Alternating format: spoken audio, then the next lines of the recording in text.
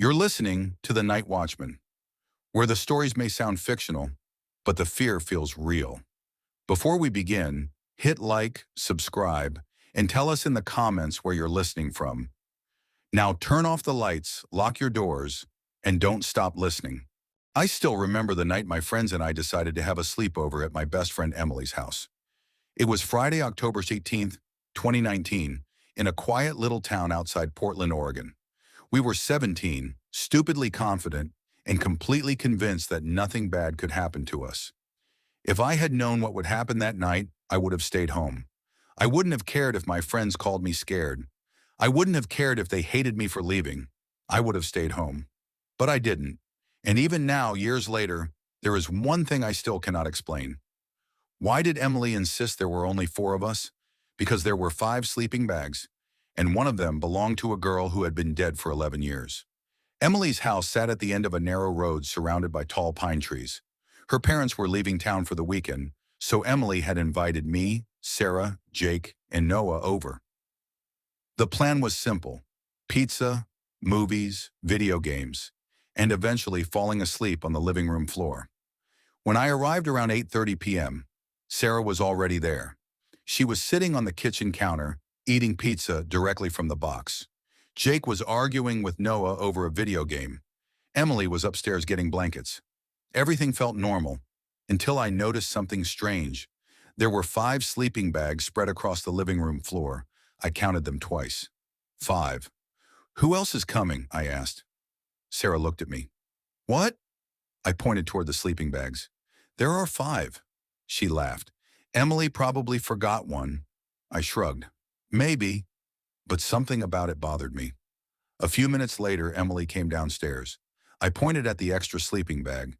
"Hey, Em, you expecting someone else?" She stopped walking. For just a second, her face changed. Not fear, something worse, recognition. Then she forced a smile. "No, my mom always keeps 5 sleeping bags down here." I nodded. "Okay." But Emily didn't look at the sleeping bag again. Not once. Around midnight, we decided to play a stupid game. We turned off all the lights except for a small lamp beside the couch. Jake suggested telling scary stories. Everyone agreed. We sat in a circle. Sarah told a story about a haunted highway. Noah told one about a ghost that supposedly lived inside an abandoned hospital. Then Jake looked at Emily. "Your turn." Emily shook her head. "No. Come on." "No." "Why not?" She stared at the floor. Then she said something quietly. "My house already has a story." The room became silent. I smiled. "What kind of story?" Emily looked toward the hallway. "When I was 6, my parents had a sleepover for my birthday." She paused. "There were 4 girls." "Okay."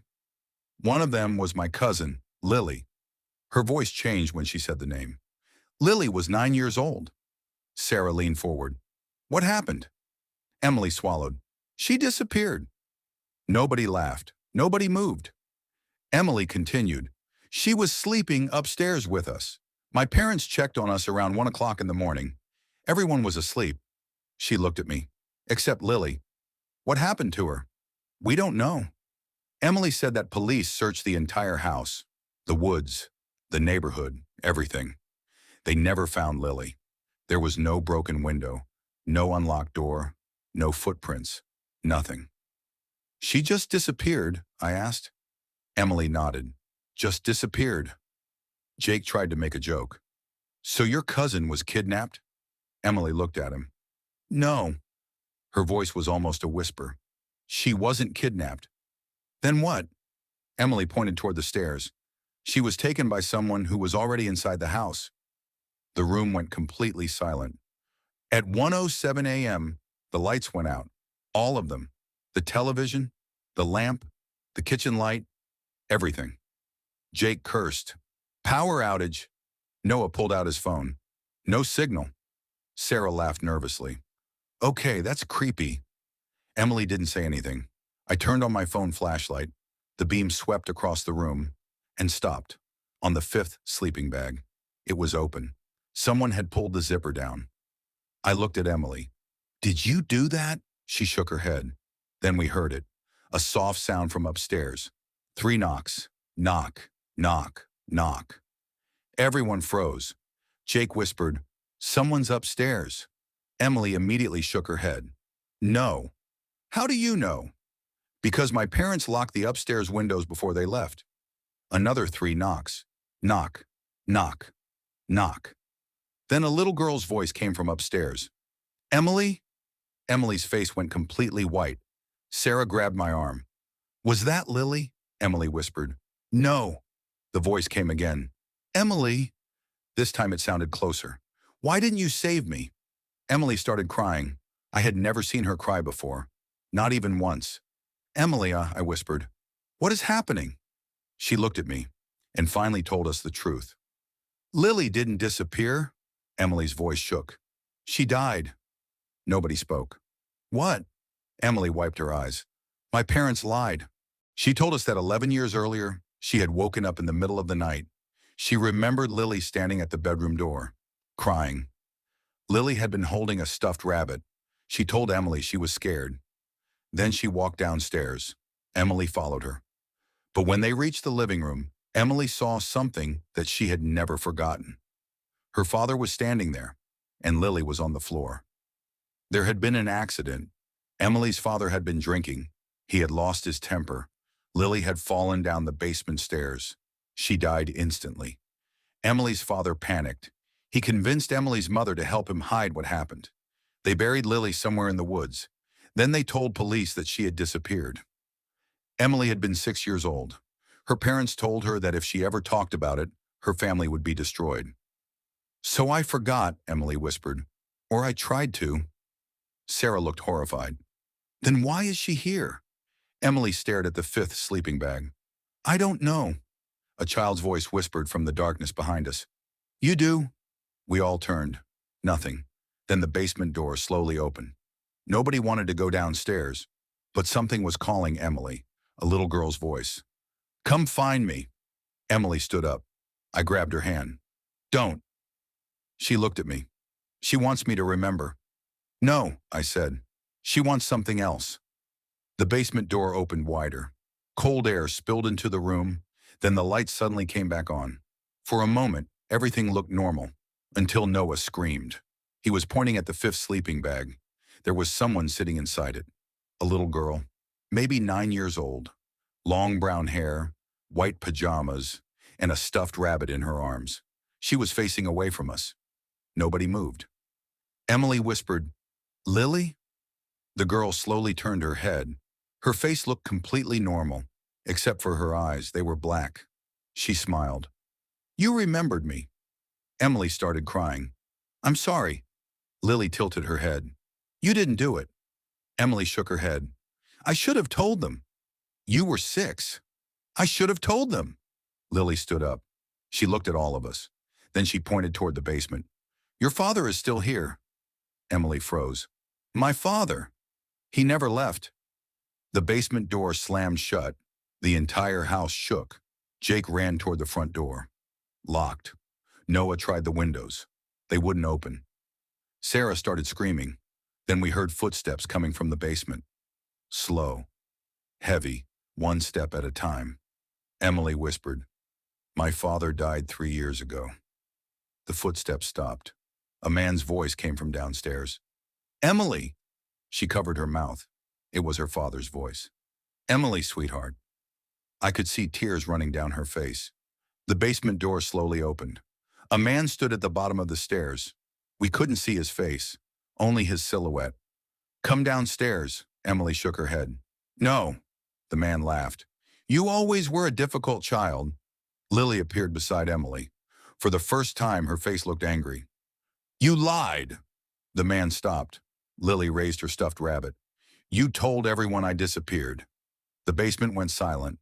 Then the man's silhouette disappeared. A second later, something slammed against the basement door. We screamed. Emily grabbed my hand. "Run!" The front door suddenly unlocked. We ran outside, barefoot, screaming. We didn't stop until we reached the main road. A police car found us about 20 minutes later. They searched Emily's house. They searched the basement. They found nothing. No man. No ghost. No Lily. Nothing. But when the officers opened the old basement wall, they discovered something hidden behind it. A small metal box. Inside was a child's stuffed rabbit and a photograph. The photograph showed 5 little girls sitting together during Emily's 6th birthday sleepover. The officer held it up. "Do you recognize them?" Emily stared at the photograph. Her hands began shaking. "There are only 4 girls." The officer frowned. "No," he pointed. "Look carefully." Emily looked again. There were 5. 4 girls were smiling. The 5th girl stood behind them. Lily. But that wasn't the frightening part. In the photograph, Lily wasn't looking at the camera. She was looking directly at Emily. And beside Lily stood a tall man, Emily's father. His hand was resting on Lily's shoulder. The police eventually discovered Lily's remains buried beneath the old shed in the backyard. Emily's father had been dead for 3 years, but investigators found something else. A second set of footprints around the grave. Small footprints, bare feet. They led from the grave, all the way back to the house. Emily moved away a few months later. Her mother disappeared from our lives completely. Sarah refuses to talk about that night. Jake doesn't believe in ghosts. Noah does. As for me, I never slept over at anyone's house again. But there is one thing that happened a year later. I received a package, no return address. Inside was a photograph. It was the same photograph the police had found, except someone had written something on the back. 5 names: Emily, Sarah, Jake, Noah, and mine. Underneath the names was one sentence: "Next time, don't forget the 5th sleeping bag." I burned the photograph. At least I thought I did, because sometimes when I wake up in the middle of the night, I hear 3 soft knocks from my bedroom door. Knock, knock, knock. And a little girl's voice whispers, "Are we having a sleepover?" I never answer, because the last time I did, something knocked back from underneath my bed. Story 2. The first thing I remember about that sleepover is the rain. Not normal rain. It had been falling over Millbrook, Pennsylvania for almost 6 hours. The kind of heavy summer rain that turns roads black and makes every streetlight look like it is underwater. I was 17 at the time, and my best friend Emily Carter had invited 3 of us to spend the night at her house. There was Emily, her younger sister Lily, my friend Marcus, and me. Emily's parents were out of town for the weekend, so we had the entire house to ourselves. At least that's what we thought. Emily's house was an old 2-story farmhouse at the end of a narrow road surrounded by trees. It had belonged to her grandmother before her parents bought it. The house wasn't scary during the day. At night, it was different. The upstairs hallway was unusually long, with wooden floors that creaked even when nobody walked on them. There were 4 bedrooms upstairs: Emily's, Lily's, the guest room, and one room at the very end of the hallway. That room was always locked. I noticed it the moment we arrived. "What's in there?" I asked. Emily looked at the door. "Nothing." "Nothing has a locked door?" She smiled awkwardly. "My parents keep old stuff in there." Marcus laughed. "Old stuff that can open doors?" Emily looked at him. "Don't joke about that." Something about the way she said it made us stop laughing. That night we ordered pizza, watched movies, played cards, and told embarrassing stories until almost midnight. Then Lily came downstairs. She was 11 years old. She stood at the bottom of the staircase holding her stuffed rabbit. "Emily?" "What?" "Can I sleep with you tonight?" Emily frowned. "Why?" Lily looked toward the staircase. "She's upstairs again." The room went silent. I smiled, thinking Lily was playing along with some joke. "Who's upstairs?" Lily didn't answer me. She just stared at Emily. Emily stood up. "Lily, we've talked about this." "But she's knocking again." Emily's face changed. "Go to your room." "I don't want to." "Lily!" The little girl finally walked upstairs. I waited until she was gone. Then I asked quietly, "Okay, what's going on?" Emily didn't answer immediately. Instead, she walked to the kitchen window and looked outside. "I had a sister." I thought she meant Lily. "Another sister," she continued. "Her name was Nora." Emily was silent for a few seconds. "She died when she was 8. The rain hit the windows harder. "How?" Emily swallowed. "She disappeared." Marcus stopped smiling. Disappeared? Emily nodded. 10 years ago, she was playing upstairs during a family sleepover. My parents were downstairs. My grandmother was here too. She looked toward the ceiling. Nora went upstairs around 11:40. She never came back. Police searched the woods. They searched the house. They searched the entire property. Nothing. No body, no clothes, no footprints, nothing. Then why did you say she died? Emily looked at me. Because 3 days later, my grandmother found Nora's bedroom window open. Maybe she ran away. My grandmother said she didn't. Why? Emily lowered her voice. Because the window was locked from the inside. Nobody spoke. Then Marcus said, "That's impossible." Emily nodded. Exactly. At 1:17 a.m., we heard the first knock. 3 slow knocks. From upstairs. Knock, knock, knock. We all froze. Marcus looked at Emily. "That your sister?" Emily didn't answer. The knocking came again, this time from the hallway. Knock, knock, knock. Lily screamed from upstairs. Emily ran. We followed. When we reached the hallway, Lily was standing outside her bedroom, crying. "She's at the end of the hall." Emily grabbed her. "Who?" Lily pointed toward the locked room. "Her." The door at the end of the hallway was still closed. I stared at it. Then I heard something from behind the door. A little girl's voice. "Emily?" Emily went completely pale. The voice came again. "Emily, it's me." I felt every hair on my arm stand up. Marcus whispered, "That's not funny." Emily didn't move. The voice behind the door began crying. "Please let me out." Emily stepped backward. "No." I looked at her. "What?" She shook her head. That's what Nora used to say. What? Whenever she was scared, she would say that exact thing. The crying stopped. For several seconds, there was complete silence. Then the voice whispered, "I know you're all there." We ran downstairs. Nobody wanted to admit what we had heard. We locked the front door, then the back door. We pushed a dining table against the stairs. Nobody slept. At 2:03 a.m., Emily's phone rang. The caller ID said, "Home." She stared at it. Her parents were out of state. Nobody else had that number. The phone stopped, then rang again. "Home," Emily answered. "Hello?" At first there was only static. Then a little girl whispered, "Why did you leave me?" Emily dropped the phone. I picked it up. "Hello," the voice answered. "You're not Emily." Then the call ended. We checked the house phone. It wasn't connected. The line had been disconnected months earlier. At 2:41 a.m., we heard footsteps upstairs. Slow footsteps. Bare feet against wooden floors. Step, step, step. They stopped outside Lily's bedroom. Then came 3 knocks. Lily began crying. Emily held her tightly. The bedroom door slowly opened, but nobody was there. Only the dark hallway. Marcus whispered, "Where's the locked room?" I looked. The door at the end of the hallway was open. For the first time in 10 years. Inside was a small bedroom. There were old boxes everywhere. A child's bed, a faded pink blanket, and photographs covering one wall. I walked closer. One photograph showed Emily as a little girl. Another showed Lily's mother. Then I saw Nora. She was standing beside Emily, 8 years old. Brown hair, a small smile. And behind her was the same hallway we were standing in. But something was wrong.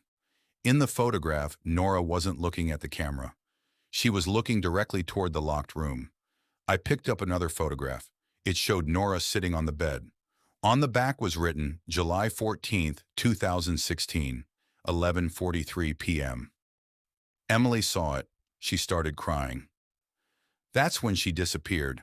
I turned the photograph over again. There was something else written beneath the date. She wasn't taken. Then another line. She went upstairs because someone called her name. Emily stared at it. My grandmother wrote that. Who called her? Emily shook her head. I don't know. Then Lily spoke. She did. We turned. Lily was staring into the room. She called Nora. Who? Lily pointed at the mirror. There was an old standing mirror against the wall. I looked into it. At first I saw all of us. Then I noticed something. There were 5 reflections: Emily, Lily, Marcus, me, and a little girl standing behind us. I turned around. Nobody was there. I looked back. She was still in the mirror. Her face was pale. Her hair covered one eye.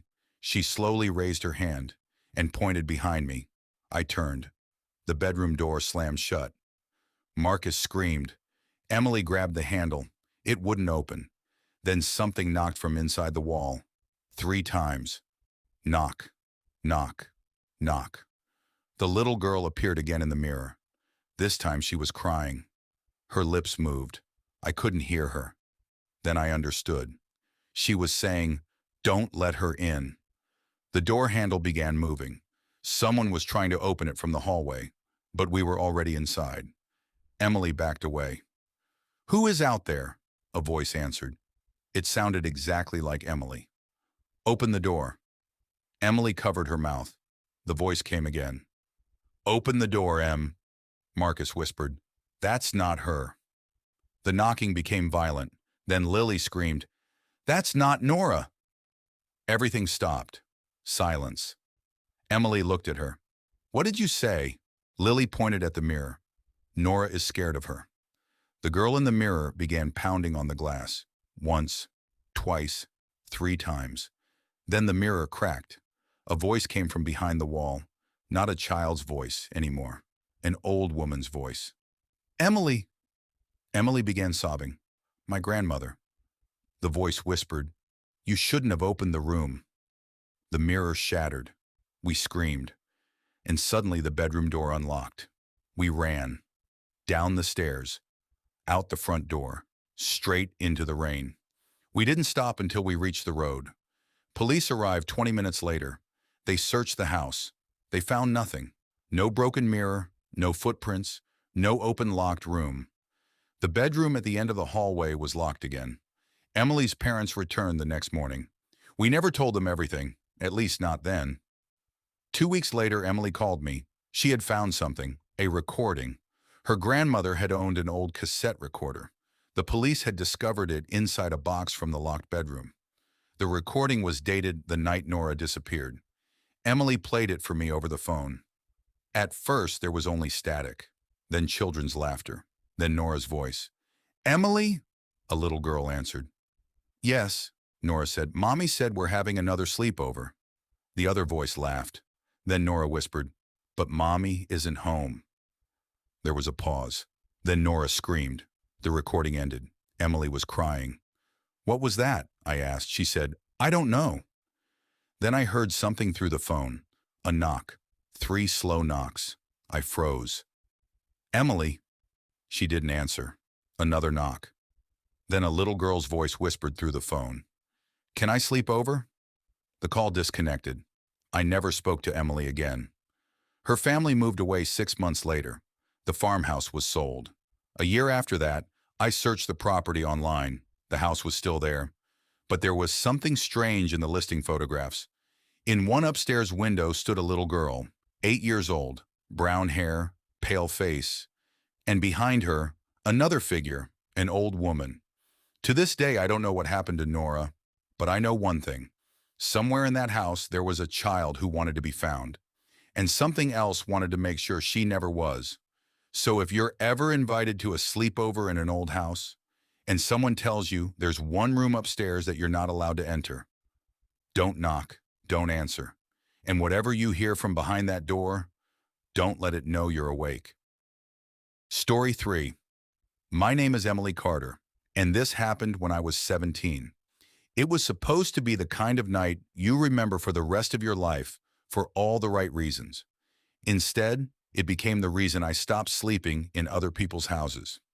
It happened in October 2019, in a quiet neighborhood outside Portland, Oregon. My best friend, Hannah Miller, had invited 3 of us to her house for a sleepover. There was me, Hannah, my friend Chloe, and Sarah. 4 girls, 1 house, 1 Friday night, and absolutely no reason for any of us to be afraid. At least, that's what we thought. Hannah's parents were leaving for the weekend, so we had the entire 2-story house to ourselves. We ordered pizza, watched horror movies, took stupid pictures, and spent almost an hour arguing about who would survive longest in a real haunted house. Ironically, Hannah won. Around midnight, we moved upstairs to her bedroom. That's when I noticed something strange. There were 5 sleeping bags. I laughed. Why are there 5? Hannah looked confused. I don't know. My mom probably left one here. Chloe immediately smiled. Maybe we're expecting a ghost. Everyone laughed, except Sarah. She was staring at the 5th sleeping bag. Put it away, she said. Hannah frowned. Why?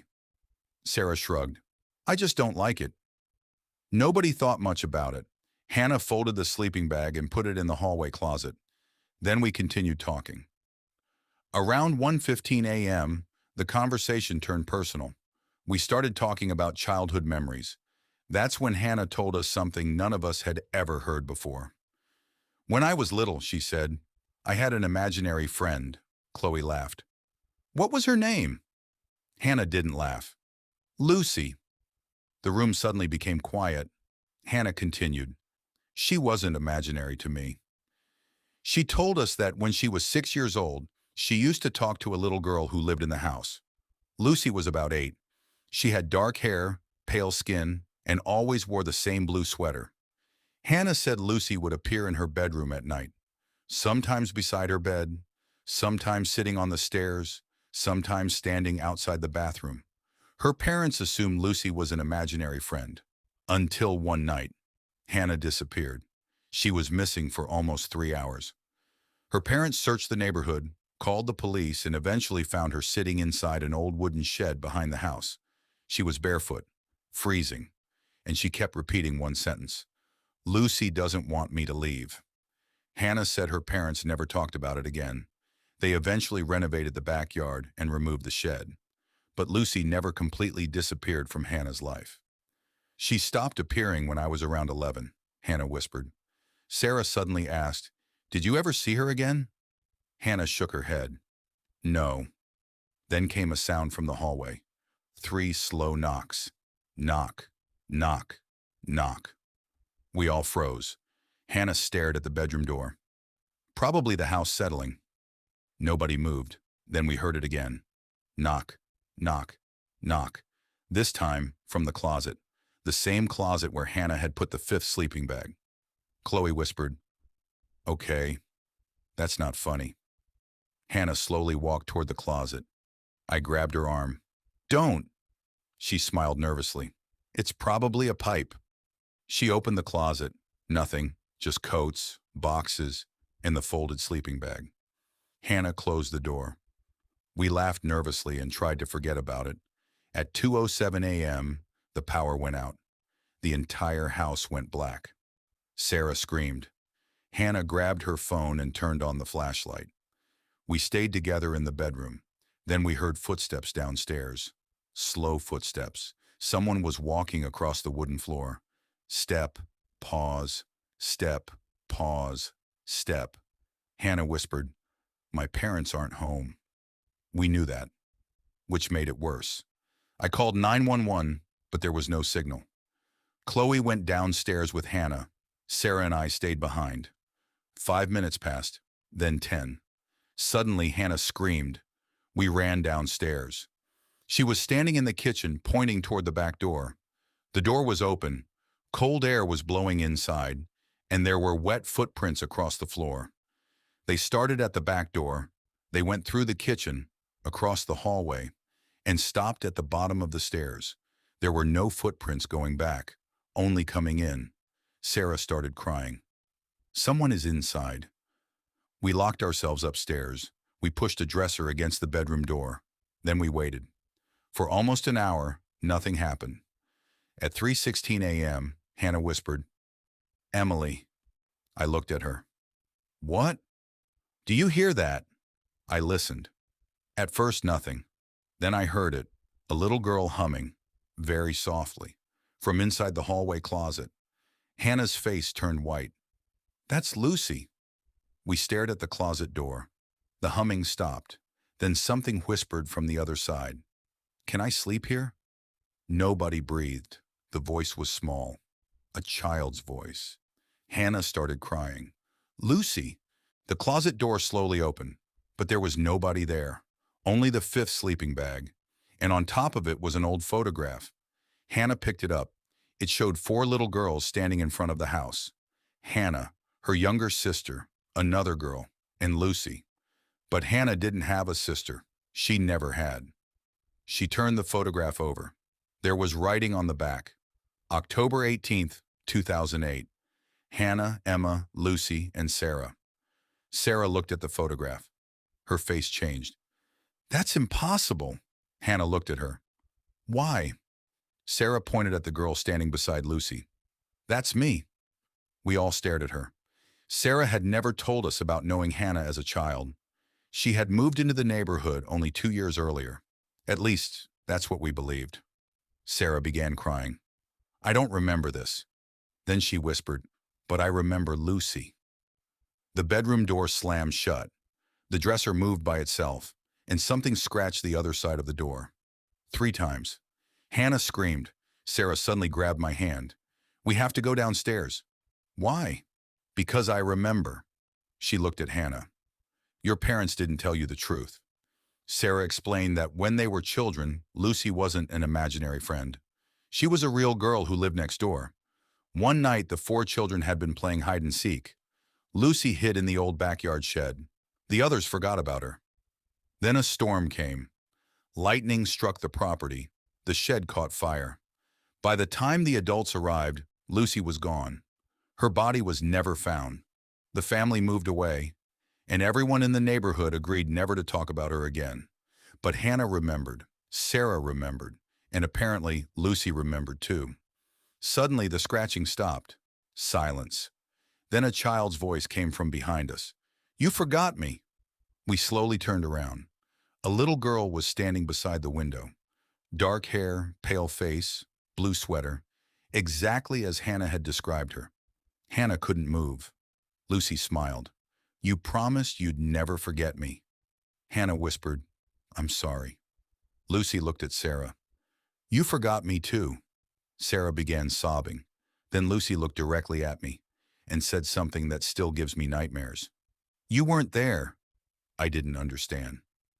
What? Lucy pointed toward the photograph. There were 4 of us, she smiled, but now there are 5. The bedroom light suddenly came back on. Lucy was gone. The window was locked. The door was still blocked. And the 5th sleeping bag was lying open on the floor. Nobody slept that night. The next morning, Hannah's parents came home. We told them everything. They didn't believe us. Until Hannah showed her mother the photograph. The moment she saw it, she dropped it. Then she started crying. Because she knew the truth. The photograph had never existed before. And there was something else. On the back of the photograph, underneath the old handwriting, another sentence had appeared. Fresh ink. Next time, don't leave me alone. Hannah's mother called the police. They searched the backyard, and beneath the concrete foundation of the old shed, they found something. A child's blue sweater and a tiny silver bracelet. The bracelet belonged to Lucy. But the strangest part came later. The police asked us why the photograph showed 5 girls. None of us knew what they meant, because when I finally saw the photograph again, there were 5 children standing in front of the house. Hannah, Sarah, Lucy, and 2 other girls. One of them was me. The other was a girl none of us recognized. And written beneath her picture were 4 words. She comes next Friday. I never went back to Hannah's house. I haven't slept at a sleepover since, but every October when the weather gets cold, I hear 3 knocks on my bedroom window. Knock, knock, knock. And last year, I heard a little girl whisper my name. Then she said, you promised you'd never forget me. Story 4. I still remember the exact time I heard someone knocking on the bedroom window, 2:13 a.m. I remember because I was staring at my phone, pretending to be asleep. My name is Emily Carter, and this happened in October 2023 in a small town outside Portland, Oregon. I was 16 at the time. That weekend, my best friend Hannah Miller had invited 4 of us for a sleepover at her house. There was nothing unusual about the house. 2 floors, white wooden siding, a small backyard surrounded by tall pine trees, and an old detached garage that Hannah's parents rarely used. Her mother had warned us about one thing before going to bed. Don't go into the garage after midnight. We laughed. Hannah rolled her eyes. Mom, we're 16, not 6. Her mother didn't laugh. She simply looked at us and said, I'm serious. Then she walked upstairs. At the time, I thought she was just being dramatic. I wish I hadn't. Around midnight, we were sitting on Hannah's bedroom floor, eating pizza and talking about school. There were 5 of us. Hannah, me, Maya, Sophie, and Claire. We were laughing so loudly that Hannah's dad came upstairs and told us to keep it down. Then Maya asked a strange question. Hey, Hannah, who was that girl in the family photo downstairs? Hannah stopped smiling. What girl? The one standing next to you. Nobody said anything. Maya pulled out her phone. I saw a picture in the hallway. There was a little girl with you. Hannah looked confused. There isn't. Yes, there is. Hannah got up. We followed her downstairs. The hallway was dark except for a small nightlight. There were dozens of family photographs on the wall. Hannah switched on the light. Maya pointed. That one. It was an old photograph. Hannah was maybe 8 years old. Her parents were standing behind her, and beside Hannah was a little girl.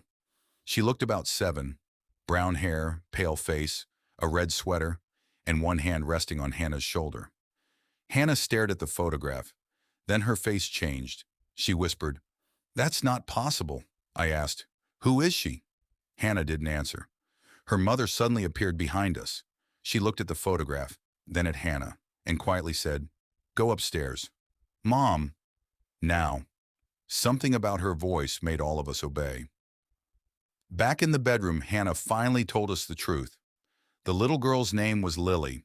She had been Hannah's best friend when they were children. They used to play together almost every day. But Lily disappeared when Hannah was 8. She vanished during a neighborhood sleepover. Nobody ever found her. Her parents eventually moved away, but Hannah's family stayed. I asked, Wait, if she disappeared, why is she in your family picture? Hannah shook her head. I don't know. Sophie whispered, Maybe your mom knows. Hannah didn't respond.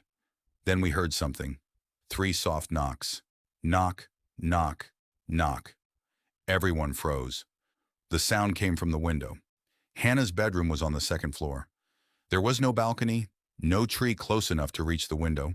Nobody could possibly be standing outside. Maya whispered, Don't open it. Nobody moved. Then the knocking came again. 3 times. Knock, knock, knock. Hannah slowly walked toward the window. I grabbed her arm. Don't.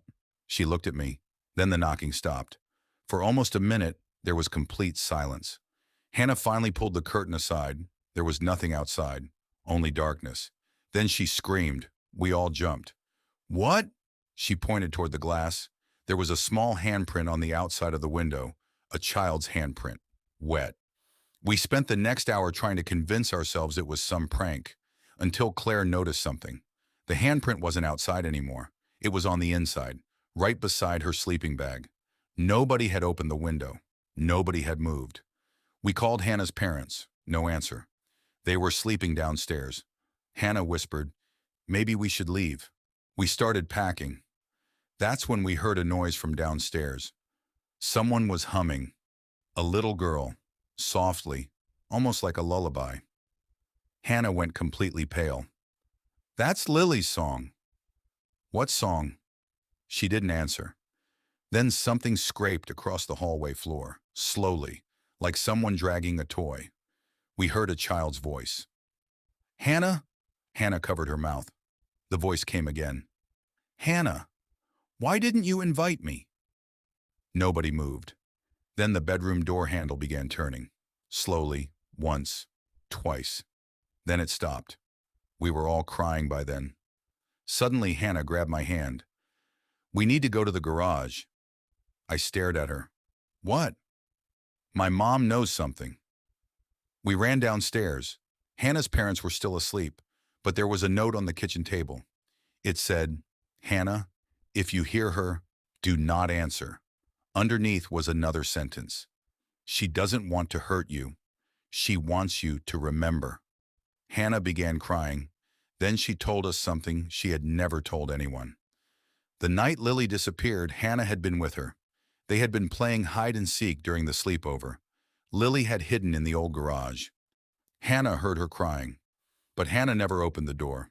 She was angry because Lily had ruined their game, so Hannah walked away. The next morning, Lily was gone. Hannah had spent years believing that Lily had simply run away, but her mother had always known otherwise. We went to the garage. The door was unlocked. Inside, everything smelled like wet wood and dust. Hannah found an old cardboard box. Inside were photographs, newspaper clippings, and a small red sweater. The same red sweater Lily was wearing in the photograph. Then we found something else, a child's drawing. 5 girls were standing around a house. Underneath them, Lily had written, "My friends." There were only 4 girls drawn. Then Hannah noticed something. She whispered, "That's not right." I asked why. She pointed at the corner. There was another figure, a little girl standing behind the house, and beside her were the words, "She was here first."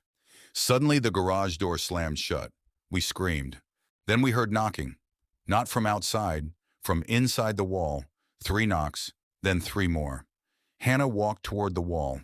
She pressed her ear against it and whispered, "Lily?" The knocking stopped. A child's voice answered from the other side. "No." Everyone froze. Then the voice said, "I'm not Lily." We ran. We didn't care about our bags. We didn't care about our phones. We ran back into the house. Hannah's mother was standing in the hallway. She was crying. She looked at her daughter and said, "I'm sorry." Hannah asked, "Who is she?" Her mother didn't answer. Instead, she pointed toward the old photograph. That picture was taken 3 days before Lily disappeared. I looked at it again. There was Hannah, her parents, and Lily. But now I noticed something I hadn't seen before. There was another little girl behind them, almost hidden in the shadows. Same pale face, same brown hair, same red sweater. Hannah whispered, "Who is that?" Her mother finally said, "We never knew." Then the front door slowly opened by itself. Cold air rushed through the hallway. From somewhere upstairs came a child's laughter. Hannah's mother grabbed her daughter's hand. "Don't look upstairs." But Hannah did. At the top of the stairs stood a little girl, red sweater, wet hair, pale face. She wasn't looking at us. She was looking at Hannah. Then she smiled and said, "You remembered me." The lights went out. Police arrived 20 minutes later. They searched the house. They searched the garage. They found nothing. No child, no footprints, no broken windows, nothing. Hannah's mother refused to explain what happened. The sleepover ended that night. We never talked about it again, at least not for years, until last month. I received an old photograph from Hannah. It was the same photograph from the hallway. She had taken a picture of it before her family sold the house.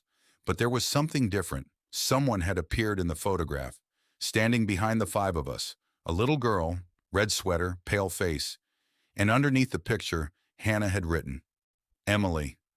There were only 5 of us that night. I stared at the photograph for almost an hour, because she was right. There were only 5 of us. Hannah, me, Maya, Sophie, and Claire. But in the photograph, there are 6. And the 6th girl is standing directly behind me. Her hand is resting on my shoulder. The same way it was resting on Hannah's shoulder years ago. I haven't slept properly since. Because every night at exactly 2:13 a.m., someone knocks 3 times on my bedroom window. And last night, for the first time, I heard a little girl's voice whisper, "Emily, why didn't you invite me?"